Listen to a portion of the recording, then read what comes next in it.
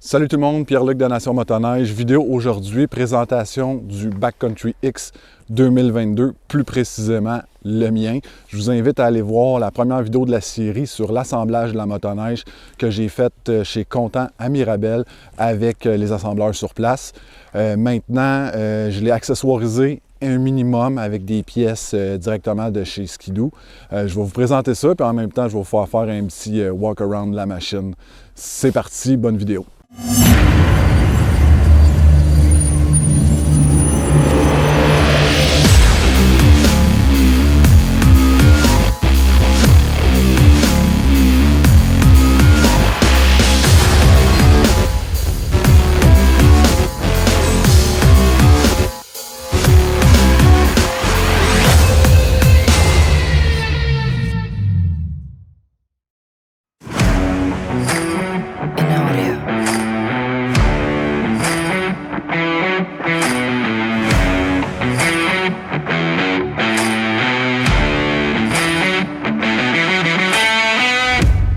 OK, bien, ce qui saute aux yeux en premier lieu, c'est que j'ai fait le choix d'y aller avec des couleurs discrètes.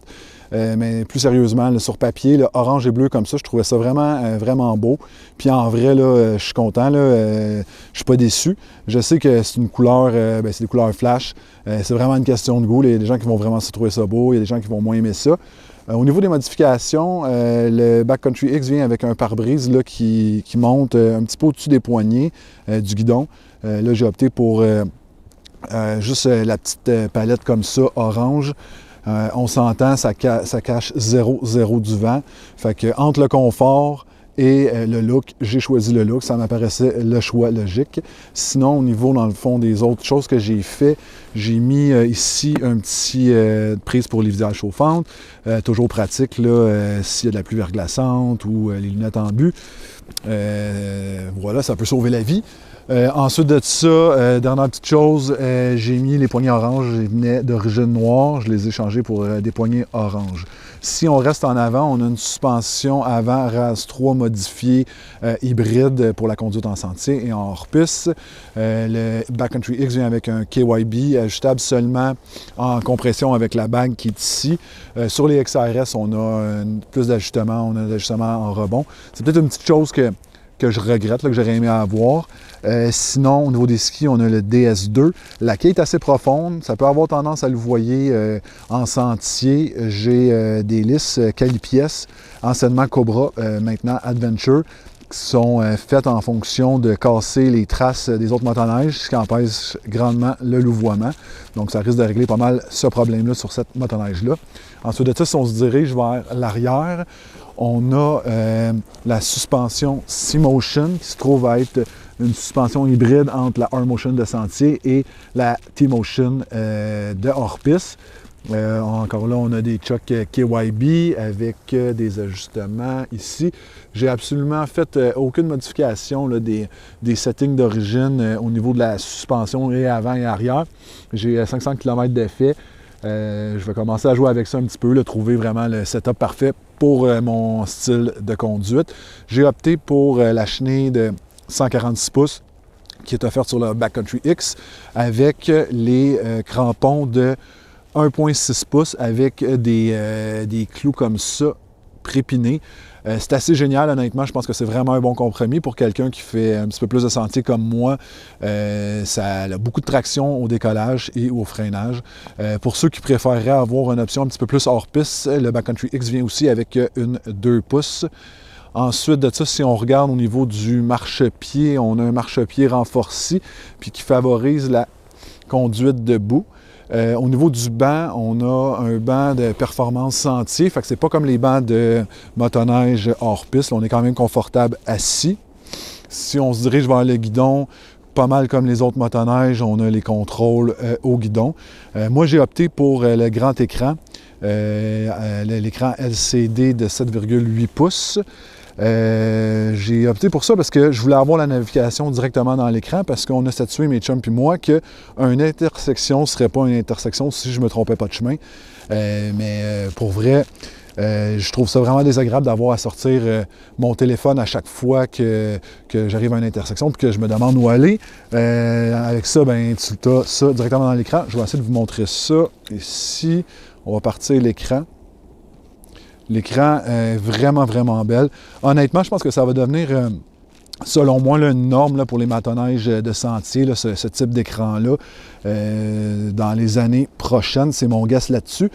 Sinon, il y a l'option aussi là, pour ceux qui veulent un petit peu plus une conduite hors piste, ou en tout cas qui ne veulent pas avoir cet écran-là.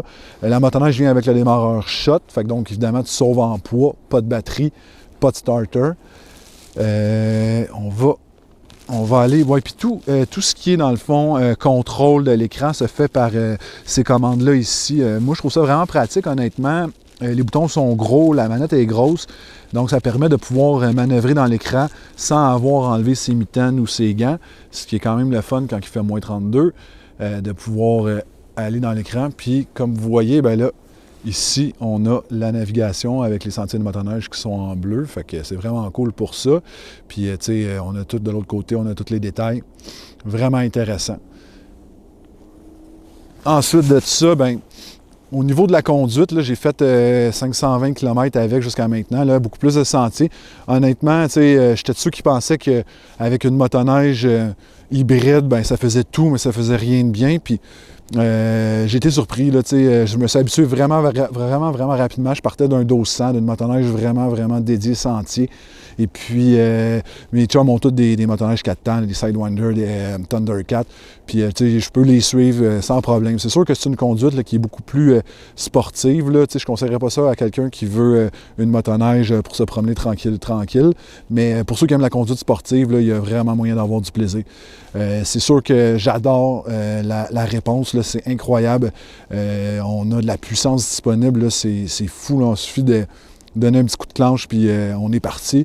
Vraiment le fun. J'ai pu l'essayer un petit peu en hors-piste en ayant été dans les Monts-Valin au début décembre. Puis honnêtement, je pense que ça va quand même bien se débrouiller. Là. C'est quand même une motoneige que je conseille.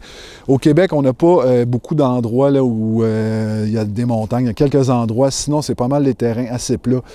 Pour quelqu'un là, qui habiterait au sud du Québec puis qui voudrait avoir quelque chose, c'est une motoneige qui se débrouille quand même en hors-piste. Ça pourrait représenter une très belle option. Là. C'est sûr que ça n'ira pas où un Summit ou un Freeride va. Aussitôt que ça monte le moindrement, aussitôt que tu es entre les arbres, c'est sûr que ce motoneige-là ne va pas se débrouiller aussi bien que des motoneiges dédiés au hors-piste, mais pour beaucoup de cas, là, des terrains plats, c'est sûr que tu vas avoir énormément de plaisir. J'ai entendu beaucoup de commentaires, les gens semblent dire que c'est encore, même avec cette configuration-là, un 60-40, un 60% hors-piste, un 40% sentier. Fait qu'il y a de quoi faire pour s'amuser un petit peu là, en hors-piste. Ensuite de ça, ben, je dirais, les petits bémols que j'ai là, en finissant, c'est au niveau de l'éclairage. Là, je pense que je ne suis pas le premier à le spécifier, mais tu sais, des motoneiges rendus avec ces modèles-là qui sont quand même assez dispendieux, d'avoir seulement l'éclairage halogène classique. Je sais que ça vient en option. Là, on peut mettre ici en avant un éclairage au DEL. Mais je pense que c'est quelque chose que Ski-Doo pourrait rajouter là, sur ces motoneiges-là. Ensuite de ça, c'est au niveau du rangement. C'est minime. On n'a pratiquement pas de rangement. Attends, je vais essayer d'enlever le téléphone ici pour vous montrer l'intérieur. Là, on a une pochette ici pour mettre le téléphone. Puis sinon, ben, je pense qu'on peut fitter 2 bouteilles d'eau gros max. Là. Puis c'est vraiment le seul rangement. Même chose, là, je sais qu'il y a des accessoires en ligne qui se vendent. Puis, mais il n'y a rien qui vient d'origine, là, honnêtement. Je verrais là, sur le couvert de la batterie d'ici, donc en arrière du banc, juste ici, là, je verrais peut-être un sac, quelque chose qui viendrait d'origine, qui ne serait pas en option, pour rajouter un petit peu du rangement. Puis l'autre chose, j'ai le téléphone qui se connecte Bluetooth, et puis j'espère que je ne me trompe pas en disant ça, mais je pense que la pochette ici, il y a une charge à induction dedans. Mais il faut quand même connecter le téléphone sur un port USB comme ça, qui est à l'intérieur du coffre. Donc, Moi, j'aurais pensé que ça aurait été un peu comme dans les voitures, là, que le téléphone se connecte automatiquement sur le Bluetooth de la machine sans avoir à mettre le fil. Et voilà, ça conclut la présentation du Backcountry X 2022. J'étais allé freestyle, j'espère avoir pas trop oublié de choses. Je vous invite à rester à l'affût pour la prochaine vidéo. Je vais personnaliser la motoneige. Donc, la prochaine vidéo, ça va être le wrap. Je veux rester dans les mêmes couleurs que d'origine, donc le bleu et le orange. C'est pour ça aussi que j'ai changé les poignées pour orange, le pare-brise aussi orange. Donc là, le wrap qui reste dans les mêmes couleurs, bleu-orange, puis l'intérieur des ailes est noir, le couvert de la batterie est noir, fait que ça va être vraiment de remplacer le plus de noir possible par du bleu. Puis la dernière vidéo, ça va être l'accessoirisation avec les pièces B-Power, Calipièces, dont un pare-choc avant, pare-choc arrière. Fait que je vous invite aussi à regarder cette vidéo-là. Merci d'avoir regardé jusqu'à la fin. On se voit dans une prochaine vidéo. Ciao!